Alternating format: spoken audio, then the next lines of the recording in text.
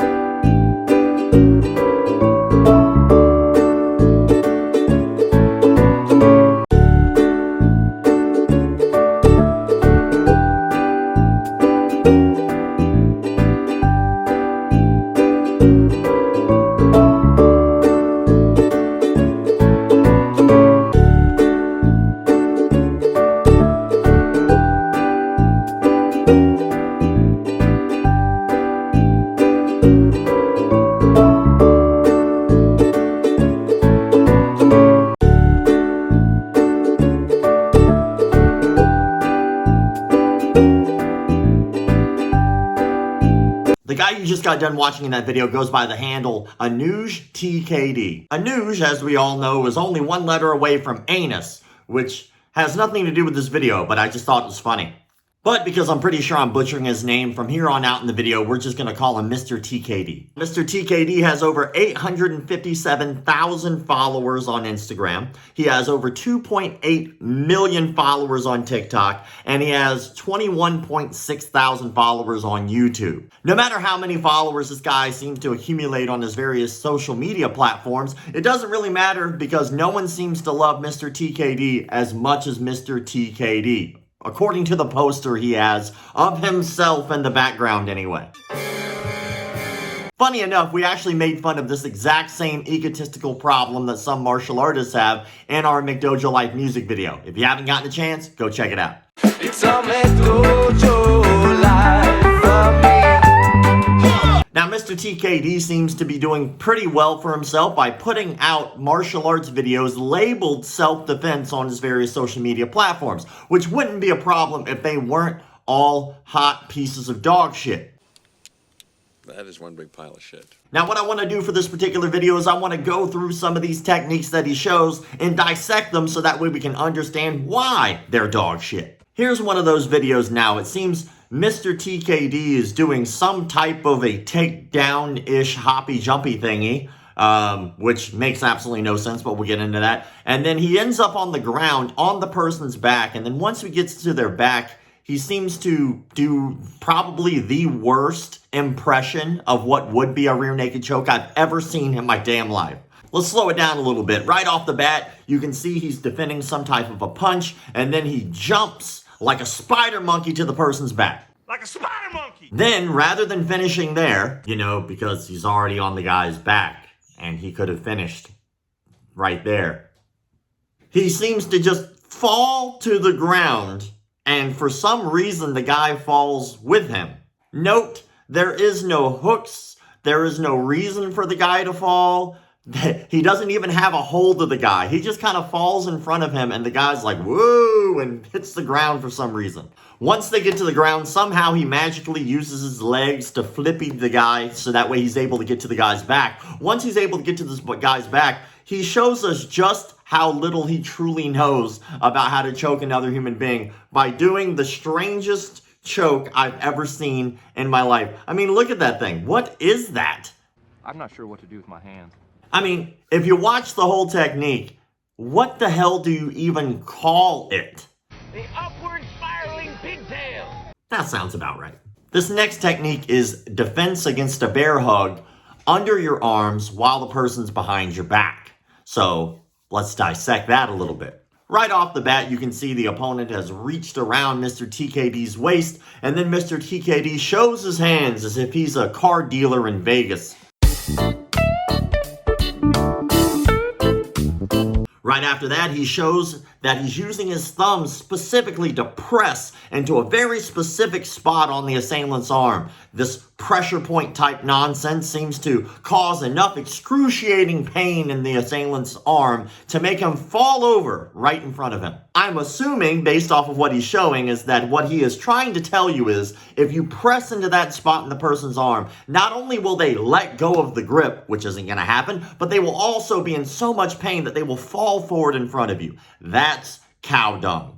But that's not the only pressure point this guy shows. Here is another time that he is using that pressure point to show just how effective it is when someone grabs you and presses you against the wall. All you gotta do is take your magical Nintendo controller thumbs and press them into that same spot, and viola, the guy falls to the ground in excruciating pain again. Just in case you didn't think this guy was a true believer in pressure points, why not do that with one arm? Here's a video of him doing it with just one arm, grabbing and pressing into the bicep, and magically yet again the person falls down. These pressure point techniques the guy is showing might as well be advertisements for that old school product called Life Call. I don't know if you remember those commercials or not. I've fallen and I can't get up. I might be showing my age with that reference. But let's continue.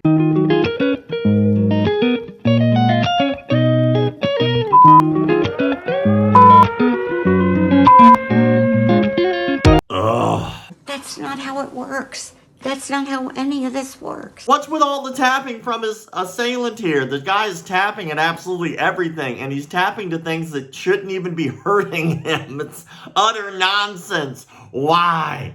I don't even think the guy knows what tapping is for. But I digress. Let's take a little bit of look at his grappling here. You know, right off the bat, it looks like a pretty standard armbar. If you play it normal speed, it looks like the guy's just tossing up an armbar from the guard. Pretty standard stuff for anybody who's done even one day of Brazilian Jiu-Jitsu. But if you look a little harder, you can see the big glaring issues, but I'll touch on one of the major ones.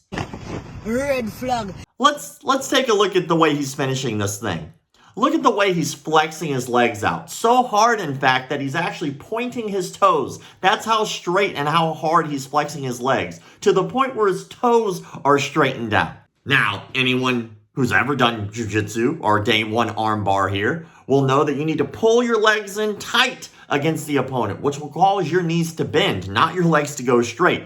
This will allow you to cinch in the armbar much tighter. It'll help you get that elbow above your waist and not let it sit below his pelvis, as you can see here. And then it will also allow you, just in case you can't finish the armbar from there, to bridge your hips up in order to finish that armbar. This is day one stuff. If you took any Brazilian Jiu-Jitsu class whatsoever, day one armbar technique here. And this dude seemed to have stolen this offline and couldn't even be bothered to do it correctly. And yet here he is, showing his millions of followers how to do an armbar. This is nonsense. That's an imposter, a faker, an utter fraud. Here's another little cute one you guys might enjoy, where he's working with someone who seems to have mounted him. He's able to move the guy's arms off, drop an elbow from the bottom position, and then roll the person off of him in this magical Houdini type reversal here.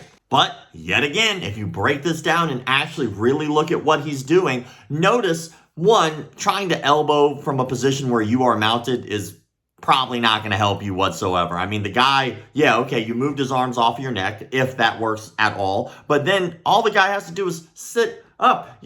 I mean, let's say you get lucky. Let's give him that. Let's say you get lucky and you toss an elbow and it actually does anything.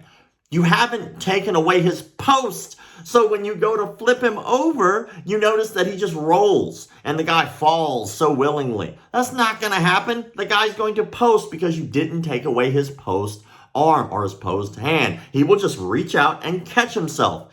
Anyone will do this naturally if they're trying to beat the crap out of you because they don't want to fall. They'll just reach out. You're going to need to grab that and make sure that you hold it tight so that way that person can't reach out and post. This, again, is utter nonsense. Someone who clearly has no clue what they're doing, trying to teach the masses how to do something that isn't that difficult to do and still fucking it up. But I have to say, hands down, my favorite videos that this guy has posted in terms of grandiose nonsense, which will allow us to talk about something very specific, is when he's caught in a rear naked choke. If you looked at both of these videos here that I'm playing, both of the videos, he's caught in a rear naked choke, and his defense is to reach back and try to dig his thumbs into the person's eyeballs. Trigger warning, if you're any of the following type of people, what I'm about to say next is going to really upset you.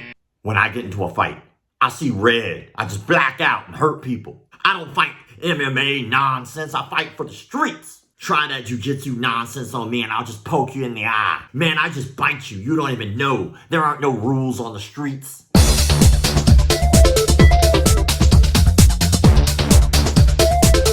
Now, I warned you, if you're any of the previous people, you will be upset with what I'm about to say. Why won't the eye gouge work in that particular position? Well, it's pretty simple. When you do a rear naked choke, I'm going to need to take these off, but when you do a rear naked choke and you slide the arm around the person's neck, you grab your bicep and then you start to squeeze. You'll notice there are two triangles. Triangle 1 is where the person's neck is. Triangle 2 is where my hand is. That first triangle, my goal is to squeeze and shrug my shoulders to cut off the air supply of the person.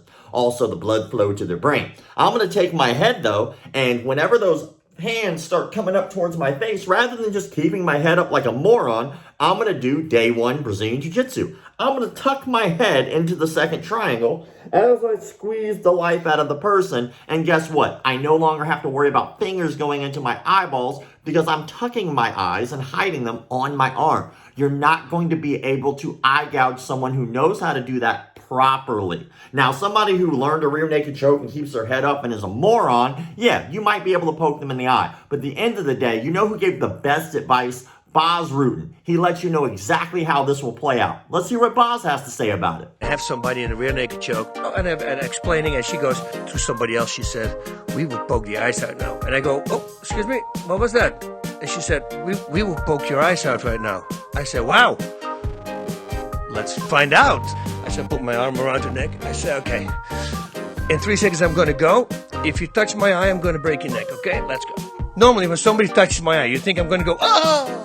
No, I'm going to go, they touch my eye, go, and I'm going to go, motherfucker. Yeah? Then my eye hurts. Never fuck with somebody who has a dominant position over you. It's the most idiot thing that people actually believe that if you put a finger in my eye and a life in that situation, I'm going to let go of the choke. Yeah, really. Yeah. You know, I'm going to snap the neck first, and I'm going to let go of the choke.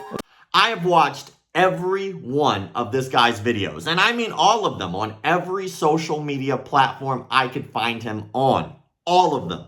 Now, a lot of them were repeats, but there were some different ones on his TikTok and his YouTube and his Instagram. They're all a little different. But what I can tell you after watching all of his videos is that 90% of what this guy puts out is made up dog shit. Most of it's pretty ludicrous. Now, I will say 10% of what he puts out isn't bad. He does some Taekwondo stuff here. He finishes certain things in like an Americana. Certain things he finishes with a Kimura. Certain times he has like a little glimmer that he might actually know what he's talking about. But those are few and far between. People like this are unfortunate in the martial arts industry because our younger generation, our TikTok generation, our social media influenced generation of kids are watching this dog shit and think that it will actually work. What they should be learning is that TikTok is not a dojo. I know, disappointing. I can't just watch a video online and magically become some kind of kung fu master. No, you lazy bastard, you can't. You're gonna have to get up, you're gonna have to go to an actual gym, studio, dojo, and actually train with human beings. Stop listening to Mr. TKD. This guy has absolutely no clue what the hell he's talking about, and it's so sad. If you're good, you're a black belt in Taekwondo, why wouldn't you teach round kick, front kick, side kick, hook kick, teach some poomsae, teach some kata, teach some stuff you know about. But don't just make some stuff up off the top of your head and put it out into the world just to get a few views. People like this are the skid mark on the underpants of the martial arts society. This guy is going to get 4 out of 5 Dillmans. Why? He didn't do any of the magical voodoo stuff, but 90% of what he's putting out is garbage. He just seems to be making up most of it, and the stuff that doesn't seem to be made up off the top of his head just simply doesn't work because it seems like he has poached it offline and then tried to recreate it without a true understanding of what he's doing. If you are a member, please drop your own Dillmans down there. I want to know what you guys think. Rank this guy, rate this guy. Let me know what you think. Did you make it this far in the video and you haven't left a comment yet because you're a good person who actually watches the full video before leaving a comment? If you did that, here's how we'll know. All you're going to do is in your comment that you leave below, you're going to also leave how many years you've been training in the martial arts. I've been in it for 24. I'm really looking forward to your comments in the comment sections below. Let me know what you think about this kind of guy. And if you know of any TikTok senseis who are doing a horrific job, send them my way. I'd be happy and glad. It would make my day to be able to rip those people apart because I think they're toxic to the industry. As always, thank you all for the likes, comments, shares, subscriptions, and all that other crap people online tell you to do. Keep the martial arts legit.